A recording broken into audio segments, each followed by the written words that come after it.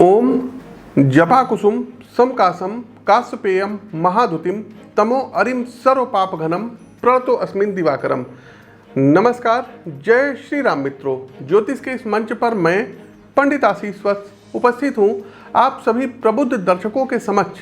सूर्य का मीन राशि में गोचर जो 15 मार्च को होने वाला है, इसका प्रभाव आप सभी जातकों पर क्या पड़ेगा। साथियों, 15 मार्च 2022 सुबह 12:31 पर ग्रह कुलाधिपति भगवान भुवन भास्कर जल तत्व प्रधान मीन राशि में प्रवेश करेंगे, जहां ये 14 अप्रैल 2022 तक रहेंगे। लगभग एक माह के इस गोचर काल में अग्नि और जल का यह संयोग आपके जीवन पर क्या प्रभाव डालेगा। मित्रों, हम जिस ग्रह पर रहते हैं पृथ्वी, उसकी उत्पत्ति भगवान सूर्य से ही हुई है। अतः आदित्य नारायण हम सभी के पितामह हैं। सूर्य को नारायण का प्रत्यक्ष अवतार भी कहा जाता है, इसलिए ये पालनकर्ता भी हैं और हमारे मन, मस्तिष्क और आत्मा की जीवन शक्ति का धागा अदृश्य रूप से सूर्यदेव से कहीं ना कहीं बंधा हुआ है। इसलिए हमारे जीवन में जितनी भी घटनाएं घटित होती हैं, फिर चाहे वो प्रत्यक्ष हो या अप्रत्यक्ष है, उन सभी को भगवान भुवन भास्कर कहीं ना कहीं से नियंत्रित करते हैं। आपके विचार, आपका व्यवहार, आपकी इच्छा शक्ति, इन सभी को बल सूर्य के द्वारा ही प्राप्त होता है। साथ ही साथ दर्शकों, एक बात और बताना चाहेंगे, 5 राज्यों के परिणाम अभी चल रहे हैं, लेकिन दर्शकों, 1 वर्ष पूर्व लगभग हमने प्रिडिक्शन किया था कि उत्तर प्रदेश में योगी आदित्यनाथ की सरकार, बीजेपी की सरकार सत्ता में वापसी करेगी। आप उस वीडियो का पहले लिंक देखिए, डिस्क्रिप्शन बॉक्स में भी लिंक है। 10:17 से और 10:50 तक जब आप उस पर जा करके क्लिक करेंगे, आपको सीधा 1 वर्ष पूर्व का वो वीडियो है, 6000 से अधिक व्यू है। प्रत्यक्ष को किसी प्रमाण की आवश्यकता नहीं होती, पहले जा करके देखिए कि हमने उस वीडियो में क्या कहा था। हम आपको अपने वीडियो में भी इसमें दिखाई दे रहे हैं। उत्तर प्रदेश में चुनाव होने वाला है और इस संवत्सर में ही चुनाव होगा। तो दर्शकों, कुंडली का तो विश्लेषण कर ही रहे हैं और काफ़ी कुछ उस नतीजे पर हम पहुंच सकते हैं। इस साल भी दर्शकों 2022 में उत्तर प्रदेश में, यूपी में योगी आदित्यनाथ की जो सरकार है, ये पुनः सत्ता में आएगी। ये आप लोग मोटे मोटे अक्षरों में नोट कर लीजिएगा, इस वीडियो का इसको आप लोग देख लीजिएगा। दूसरा दर्शकों, मणिपुर के बारे में हमने प्रेडिक्शन किया था कि मणिपुर में कमल खिलेगा और वैसा ही होता दिखाई पड़ रहा है। आप उस वीडियो का लिंक देखिए। आगे बढ़ते हैं दर्शकों, मणिपुर।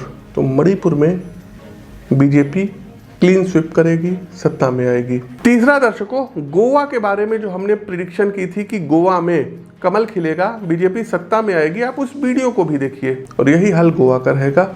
गोवा में भी भारतीय जनता पार्टी सत्ता में आएगी।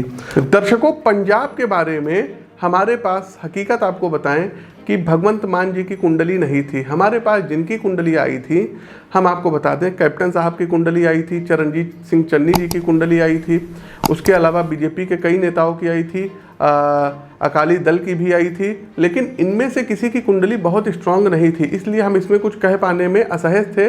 लेकिन जो पार्टी की कुंडली थी, आम आदमी पार्टी की कुंडली थी, तो उसमें हमने साफ साफ कहा था कि बहुत ही अच्छे, मतलब आम आदमी पार्टी का प्रदर्शन बहुत ही अच्छा रहेगा और वैसा ही होता दिखाई पड़ा। रही बात उत्तराखंड की दर्शकों, जी हाँ, उत्तराखंड पर भी अब आ जाते हैं, क्योंकि जहाँ कहीं कमी हो तो उसको स्वीकार कर लेना चाहिए। उत्तराखंड के बारे में दर्शकों हम आपको बताएं कि हमने वहाँ प्रेडिक्शन की थी कि बीजेपी और कांग्रेस के बीच बहुत कड़ी टक्कर रहेगी और हमने वहाँ प्रेडिक्शन किया था कि कांग्रेस सत्ता में आ सकती है। ये मैंने वहाँ प्रेडिक्शन किया था। ये प्रेडिक्शन हमारी गलत हुई है। इसके बारे में मैं आपसे माफ़ी मांगता हूँ। जहाँ कहीं भी कमी रही होगी मैं पुनः देखूँगा। काउंटिंग अभी भी चल रही है और आगे देखते हैं क्या होता है। लेकिन हम आपको बताएं दर्शकों, यूपी में इतनी कुंडलियाँ आ गई थी कि अन्य स्टेट्स पर उतनी ज़्यादा मेहनत हम नहीं कर पाए, ये फैक्ट है, क्योंकि यूपी में विधानसभा की सीटें बहुत ज़्यादा हैं। तो इस लिहाज से दर्शकों, कहीं जो कमी रह गई होगी हाथ जोड़ करके माफ़ी मांगते हैं। जहाँ कहीं भी कमी होगी आगे फिर देखेंगे। भाई, हम कोई जो है ईश्वर तो है नहीं कि जो बोलेंगे वही सही हो जाएगा, लेकिन हमारा जो अनुभव कहता है वो मैंने आपके सामने बताया है और लगभग हर चीज़ों में हमारी प्रेडिक्शन सही हुई। इससे पहले भी 5 राज्यों के चुनाव में सब सही रहा है। अभी काउंटिंग चल रही है, आगे देखते हैं क्या होता है। खैर, आगे बढ़ते हैं और एक छोटा सा अपडेट ये भी देना है कि 25 से लेकर के और 27 अप्रैल तक हमारा दिल्ली आगमन होगा। तो जो भी दर्शक दिल्ली से हैं या इसके आसपास के क्षेत्रों से हैं, आप लोग हमसे मिल करके वहाँ पर अपनी कुंडली का विश्लेषण करवा सकते हैं। आगे बढ़ते हैं कन्या राशि। कन्या राशि के प्रिय मित्रों, कामकाज और पेशेवर जीवन को लेकर मानसिक दबाव अधिक रहने वाला है। खासकर जो भी सज्जन कॉरपोरेट सेक्टर या व्यवसाय से जुड़े हैं, उन्हें अपने प्रोजेक्ट्स और भावी योजनाओं के संबंध में ज़्यादा मेहनत करना होगा।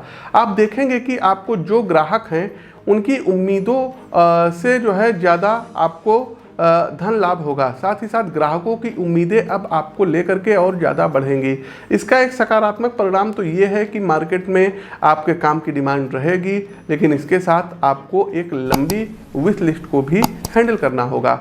आपको इस बात का ख्याल रखना होगा कि बातचीत की प्रक्रिया में खलल ना पड़े, लूज टॉक ना करें, अपने और अपने क्लाइंट्स के बीच लगातार संवाद बनाए रखें, उनकी अपेक्षाओं को ठीक से समझें और उसे पूरा करने का हर संभव प्रयास करें। व्यक्तिगत जीवन के लिए मेरी 2 सलाह होगी। पहला, आप अपने मन में जो भी शंकाएं या कल्पनाएं कर रहे हैं उसे संपूर्ण सत्य ना माने।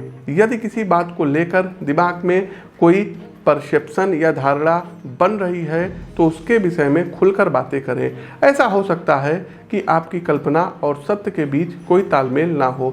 दूसरी सलाह मेरी ये रहेगी कि अपने विचार और व्यवहार में सामंजस्य रखें, जिससे अनावश्यक समस्याओं का सामना ना करना पड़े। अब कुछ उपाय पर आते हैं। अंतिम पड़ाव बिल्कुल होता है, सभी राशियों के लिए उपाय करना होगा। क्या उपाय कर सकते हैं?